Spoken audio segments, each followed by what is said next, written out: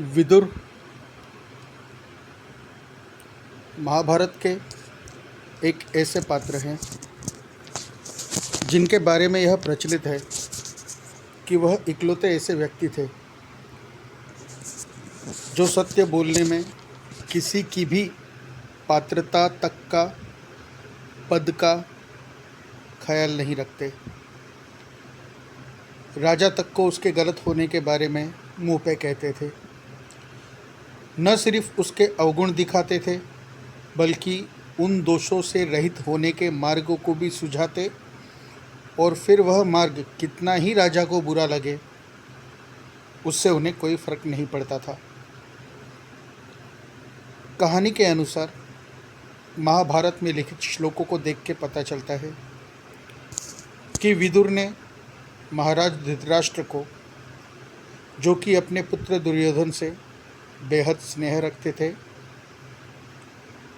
उसे भी मृत्युदंड तक देने की बात कह दी, वो भी बिना डरे। क्यों? क्योंकि विदुर सत्य को जानते थे। उन्हें सही गलत का सही अर्थ पता था। उनके जैसा ज्ञानी शायद ही कोई और वहाँ था। पर यह बात अलग है कि अंधा अंधा ही रहता है। कितना ही उसे समझाने की कोशिश कर लीजिए पर वह मानता नहीं। और उसमें भी ऐसा अंधा जो मोह माया के चलते सत्य को ठुकराता हो, सत्य को ठुकराने को राजी हो जाए। ऐसे अंधे का भला तो हो ही नहीं सकता। ऐसे महान विदुर की लिखित विदुर नीति, उनके श्लोकों का संलग्न सात्विक और संभावित है कि उसके प्रत्येक श्लोक अपने आप में एक शास्त्र की ही तरह है। उन श्लोकों में एक श्लोक है, यस्य कृत्ये न विघ्नन्ति शीतम उष्णम भयम रति समृद्धिर असमृद्धिर्वा सवय पंडित उच्यते। इसका शाब्दिक अर्थ पहले जान ले। वह जिसके कार्य को शीतलता अर्थात ठंडापना, उष्णता अर्थात गर्मी, भय अर्थात डर कभी भी बाधा स्वरूप नहीं हो पाती। धन की समृद्धिपना अथवा असमृद्धता भी उसके कार्य में विघ्न बने ऐसा नहीं हो पाता। और वही व्यक्ति सही में पंडित अथवा सज्जन पुरुष भी कह सकते हैं होता है। अब इसे समझने की जरा कोशिश करते हैं। यहाँ इस श्लोक को हमने लिया, इसके विस्तार को मैं आपसे कहना चाहूँगा। उसके पहले देखते हैं आज की तारीख में नेता रैलियाँ निकालते हैं और जितनी भीड़ इस रैली में होती है उतने ही सफल उस रैली को माना जाता है। वही कोई बड़ा नेता कोई रैली निकाले और कोई आए ही नहीं तो उस नेता की जगह सही होती है, उसके कद में भी फर्क पड़ता है। और इस प्रसंग का प्रभाव कुछ इस तरह से उन नेताओं पे पड़ता है कि वह अनाप शनाप बकने लगता है। वहीं दूसरी तरफ देखें, जब सही प्रतिशत मिलता है, बहुत ज़्यादा भीड़ आ जाती है, तो भी बोलते बोलते नेताजी अनाप शनाप बकने ही लगते हैं। इसको छोटे में देखें, समझने की कोशिश करें तो यही मिलता है कि वह नेता जो देश हित नहीं अपने हित में ही अधिक सोचते हैं, उनको यदि जनता की तरफ से प्रतिसाद मिले तब तो वह अपने आपे को खो ही देते हैं, पर ना मिले तो भी वह आपा खो बैठते हैं। किसी कलाकार को देखिए, उसके साथ भी ऐसा ही होता है। जितना ज़्यादा भीड़ उसे सुनने को देखने को राजी होगी, उसके भीतर उतना उभार ज़्यादा आ जाता है। कहते हैं कलाकार तालियों का भूखा होता है, पर जब सोच से ज़्यादा तालियां पड़ जाए तो देखने में ये भी आता है कि उस भूखे को इतनी तालियां मिल गई कि अब अपच हो गया। विदुर जी के श्लोक को देखिए, यस्य कृत्येन विघ्नन्ति शीतम उष्णम भयम्रति। उसके कृत्य को विघ्न नहीं आ सकता। कौन से विघ्न? तो पहले लिखा है सर्दी अर्थात ठंडा भाव। इस श्लोक का अर्थ यह समझना तो मूर्खता ही है कि विदुर जैसा ज्ञानी व्यक्ति लिखे कि सर्दी में काम नहीं हो पाता, मगर सर्दी में जो काम करे, जिसको सर्दी नहीं लगती हो, विघ्न नहीं बनती हो, वह पंडित है। इसका यह अर्थ निकालना उचित नहीं, अपितु मैं तो कहूँ एकदम मूढ़ता है। इसको समझे। सर्दी का तात्पर्य यहाँ है ठंडा भाव या ठंडा प्रतिसाद। मेरे देखे, यह दुनिया प्रतिपल एक अभ्यास कराती है, एक शिक्षा देती ही रहती है। यानी कि अगर देखा जाए तो प्रत्येक व्यक्ति एक अभ्यर्थी ही है, हमेशा अभ्यास ही कर रहा है। हर किसी के अभ्यास करने का ढंग अलग होता है। संगीत गाने वाला व्यक्ति गा करके अभ्यास कर रहा है, वक्ता बोल करके अभ्यास कर रहा है, लिखने वाला लिख करके अभ्यास कर रहा है, कला चित्र बनाने वाला उसे बना करके अभ्यास कर रहा है, शास्त्रों को जानने वाला बार बार उनका पुनर्अभ्यास करता है पढ़ के। प्रत्येक व्यक्ति जो जिस क्षेत्र में है, रसोई में खड़ी स्त्री, गाड़ी चलाता हुआ गाड़ी का चालक, कोई लिखता हो, कोई बोलता हो, कोई सुनता हो, कोई देखता हो, कोई दर्जी हो, कोई डॉक्टर हो, प्रत्येक हर कोई कुछ भी हो, कहीं भी हो, प्रतिपल सिर्फ अभ्यास कर रहा होता है। और यह भाव कि मैं अभ्यास में हूँ व्यक्ति को हर पल हर क्षण ऊंचाई पे ले जाता है। पर जहाँ इस भाव के विपरीत कार्य शुरू हो जाए, जहाँ यह भाव जाग जाए कि बस अब इसमें सीखने जैसा, जानने जैसा और कुछ नहीं रह गया, वहीं पे विकास या प्रगति कह सकते हैं कि रुक गई। फिर उसके बाद कोई बात नहीं हो सकती।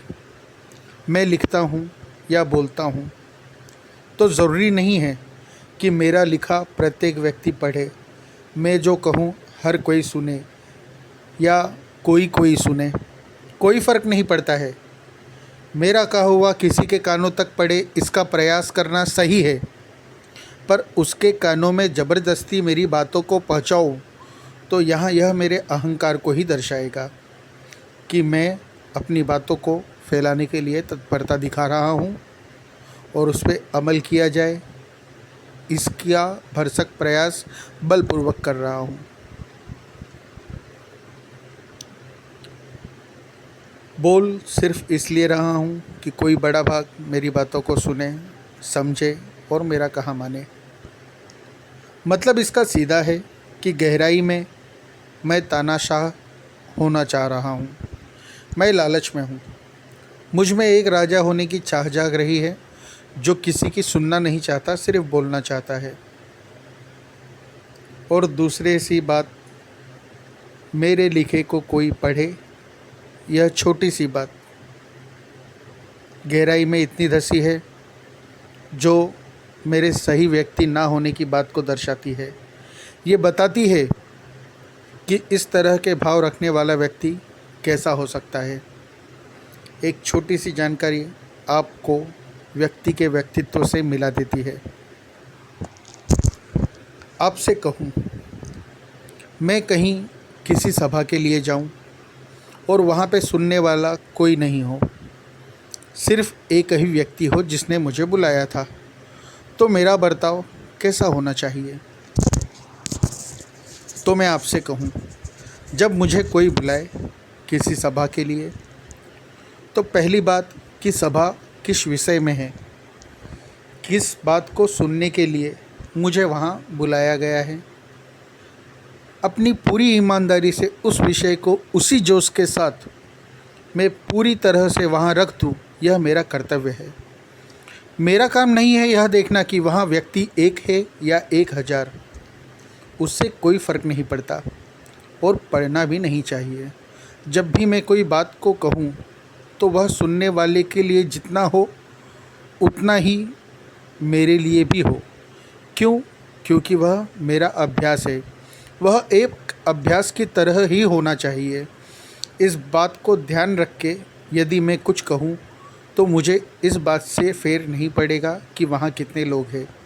पर यदि मुझ में अहंकार हो, मेरे भीतर अहंकार हो इस बात का कि मैं ज्ञानी हो चुका हूँ, मेरे पास सीखने के लिए कुछ नहीं है, तो मैं अभिनय का तरीका शायद अपनाऊं और जब मुझे कोई सुनने को नहीं रहेगा तो कुछ सवालों को थोपना शुरू कर दूंगा। बातों के ज़रिए विषय को भटकाने की कोशिश करूंगा। इस मिले हुए ठंडे प्रतिशत के बदले में मैं भी विषय को ठंडे बस्ते में डाल दूंगा। और यह जो भूल मैं कर रहा हूँ, यह भूल मैं किसी और के साथ नहीं करता, यह भूल मैं मेरे साथ करता हूँ। यह मेरे अभ्यास में की हुई एक चूक है। यह मेरे विकास के सारे संभावनाओं को अब दबा देगी। अब मैं वह नहीं बन पाऊँगा जो बन सकता था। अब मुझ में सज्जन पुरुष के बनने योग्य जो भी था वह कम हो गया, या यूँ भी कह सकता हूँ कि ख़त्म होने आ गया। क्यों? क्योंकि कोई और इस बात को जाने या न जाने, पर मैं तो जानता ही हूँ कि मैंने इस टालम टोल को क्यों किया है। किस लिए मैंने विषय के बारे में नहीं बोला? क्योंकि मुझे वहाँ जो प्रतिशत की उम्मीद थी वह नहीं मिला। तो यह बहुत ही गलत बात है और सज्जन पुरुष की निशानी नहीं है। अब इसी के दूसरे पहलू को देखते हैं, यानी कि गर्मी को। मैं गया किसी की सभा में बुलाने पे और वहाँ मेरी कभी न देखी हुई भीड़ को मैं देख लूँ, आशा के एकदम विपरीत बहुत ही अधिक भीड़ को देख लूँ, तो मेरे भीतर कैसे विचार आने चाहिए? पहली बात, यदि कोई भी विचार मुझे भीड़ को देख के आते हैं तो यह मेरे अहंकार का रूप है, क्योंकि भीड़ का मेरे विषय के साथ में कोई संख्या का समझौता नहीं है। उसे एक सुने, 1000 या 10,000, इस बात का फेर मुझे नहीं पड़ना चाहिए। पर होता क्या है, जब मैं भीड़ को देखता हूँ तो मैं विषय के बारे में बोलते बोलते ज़्यादा उभार में आ जाता हूँ। फिर ऐसा लगता है कि जैसे मेरे जैसा कोई नहीं। मुझे सुनने इतने लोग आए हैं, मतलब मैं सबसे श्रेष्ठ वक्ता हूँ। मेरी कही हुई बातें पत्थर की लकीर है। मुझसे ज़्यादा ज्ञानी इस ज़मीन तो क्या ब्रह्मांड में नहीं। और यहीं से भूल शुरू हो जाती है। तब जब मैं विषय के बारे में बोलना शुरू करूँगा तो निश्चिंत ही मैं विषय के बाहर भी बात करूँगा और विषय से भटक जाऊँगा। फिर कोई बात नहीं रहेगी ऐसी जो विषय के इर्द गिर्द भी हो। तब यह निश्चिंत हो जाता है कि अब जो मैं बोलूँगा वह बात उससे ज़्यादा बचकानी या उल्टी नहीं हो सकती थी जितनी अब होगी, क्योंकि अहंकार के अंदर उपजी हुई वाणी हमेशा उल्टी दिशा में लेके जाती है और कभी भी आपको सही बात से भटकाने का काम ही करती है। कभी भी आप सही बातों को अहंकार के रूप में जान नहीं पाएंगे। तो गर्मी या यूँ कहे अपेक्षा से अधिक प्रतिशत का मिलना और इस बात का आपके ऊपर फ़र्क पड़ना, ये आपके अहंकार को हवा दे रही है, उसे दर्शा रही है और आपके सज्जन पुरुष नहीं होने के अवगुण को भी दर्शाती है अथवा आपके लिए बाधा उत्पन्न करती है। अब इसे देखें तो कृष्ण के कर्मयोग को भी ध्यान में रखने जैसा, ख्याल में लेने जैसा आता है कि कर्मण्येवाधिकारस्ते मा फलेषु कदाचन। कर्म करते रहना ही कर्तव्य है। उसके आने वाले रिजल्ट के प्रति परेशानी नहीं उठानी चाहिए। वह जो भी हो उसकी पूरी स्वीकृति। मैं अगर कोई वीडियो बनाता हूँ तो डाला ही इसलिए जाता है उस वीडियो को कि कोई देखे, कोई समझे, किसी के भीतर जागृति आए, किसी के भीतर सवाल आए, कोई क्रांति हो। कुछ करने की उत्सुकता हो।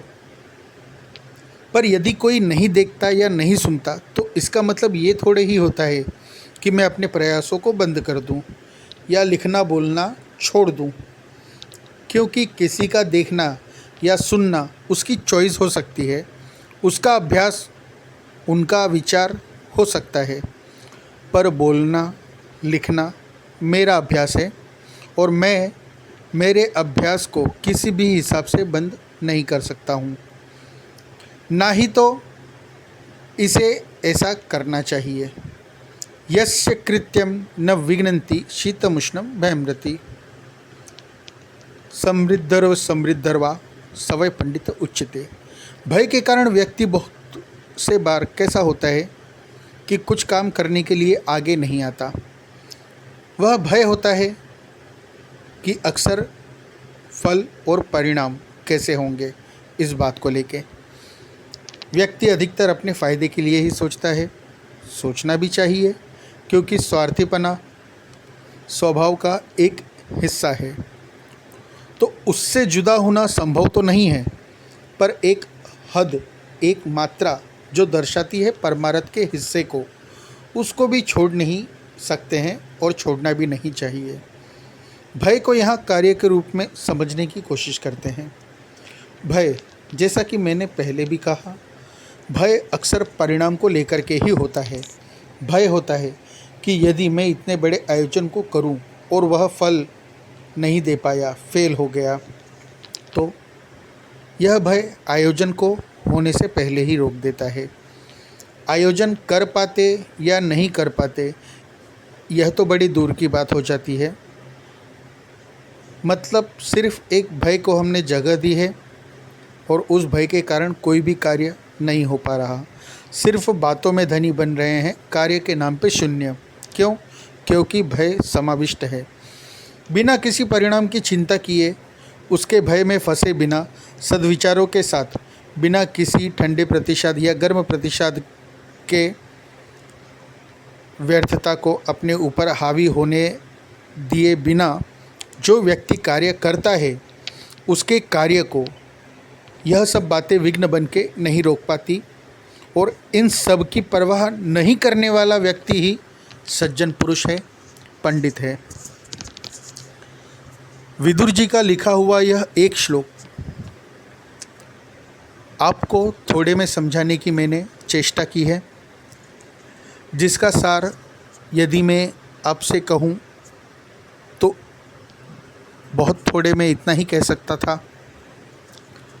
इसे समझने में कहीं कोई भूल हो या कोई सवाल पड़े तो आप मुझसे अवश्य कर सकते हैं। चैनल को सब्सक्राइब करना न भूलिएगा। आज के लिए इतना ही। धन्यवाद।